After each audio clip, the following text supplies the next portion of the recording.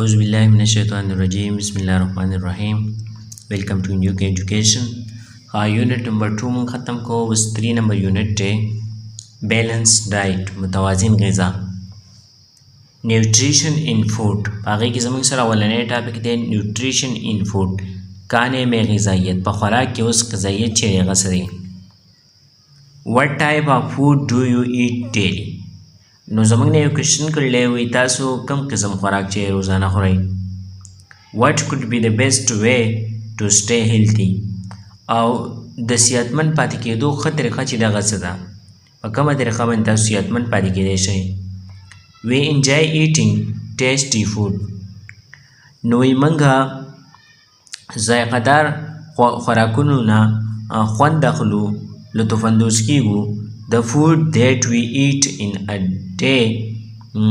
give us energy. نو کوم خوراک چې موږ د ورځې خورو نو هغه موږ له انرژي راکوي. A balanced diet is a diet. نو balanced diet زموږ سره څه د هغې ډیفینیشن دی چې balanced diet متوازن غذا هغه زموږ سره هغه غذا ده that consists all essential nutrients کوم چې مشتملي په ټولو ضروري د غذا په اجزاو باندې that our body requires کوم چې زموږ جسم ته د هغې ضرورت دی to perform its function properly چې خپل کار چې دی په صحیح طریقې سره وکړي all these nutrients are present in different types of food او دا ټول قسم nutrients چې کوم دی غذایي اجزا نو دا موجود دي په مختلف قسمو خوراکونو کې like fruits په fruits کې زموږ سره vegetables په سبزیانو کې دي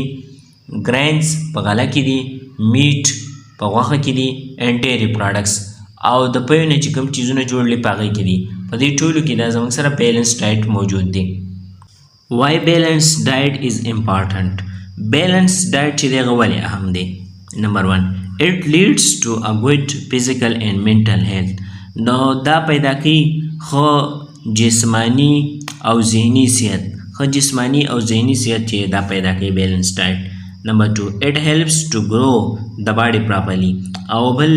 جسم چې دی په صحیح طریقې سره د غټېدو کې مدد هم ورکوي نمبر 3 it builds the immunity to fight or resist diseases او د دې نه علاوه دا immunity چې کوم دی هغه جوړوي چې موږ جسم چې کوم دی د هغې سره فایټ وکړي د دغه جراثیمو سره وجنګېږي or resist diseases یا ډیزیز بیماریان چې کوم دي د هغې سره مزاحمت چې دی هغه ښکاره کړي نمبر 4 it provides energy او څلورمه خبره بیلنس ډایټ چې د موږ له انرژي توانایي راکوي پسې زموږ سره دی what are different types of nutrients in food نو په فود کې په خوراک کې مختلف قسمه nutrients غذایي اجزا چې دي هغه زموږ سره څه دي food consists of different types of nutrients نو فود چې کوم دی خوراک هغه مشتمل دی په مختلف قسمه nutrients باندې غذایي اجزاو باندې that our body needs کوم چې زموږ جسم ته د هغې ضرورت دی these are the chemical substances نو دا چې کوم دی دا کیمیایي substances چیزونه دي that are present in different types of food کوم چې موجود دي په مختلف قسم خوراکونو کې components of food required for normal growth نو components چې کوم دي اجزا د خوراک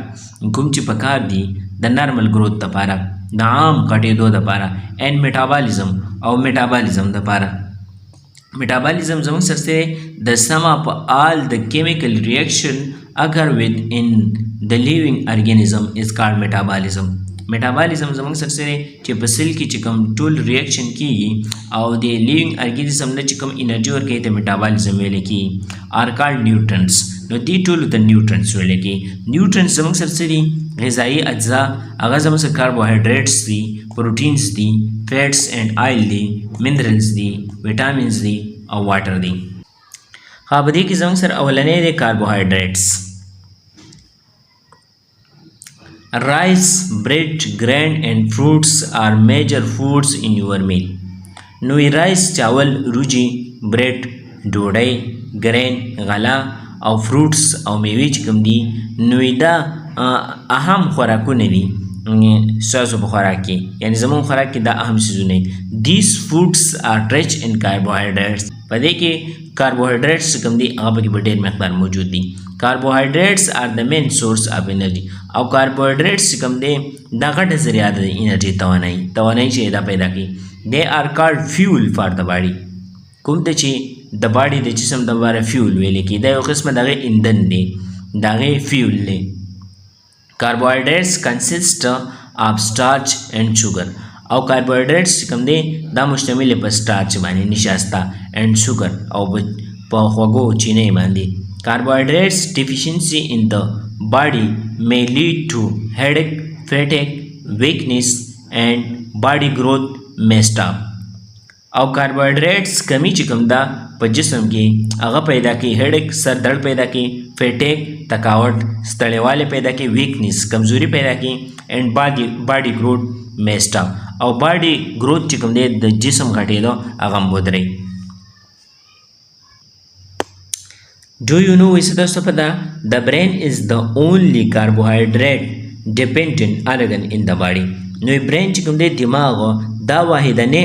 د کاربوهایډریټ باندې انحصار کوونکې په جسم کې عضو دی په جسم کې واحد عضو دی کوم چې په کاربوهایډریټ باندې ډیپند انحصار کوي.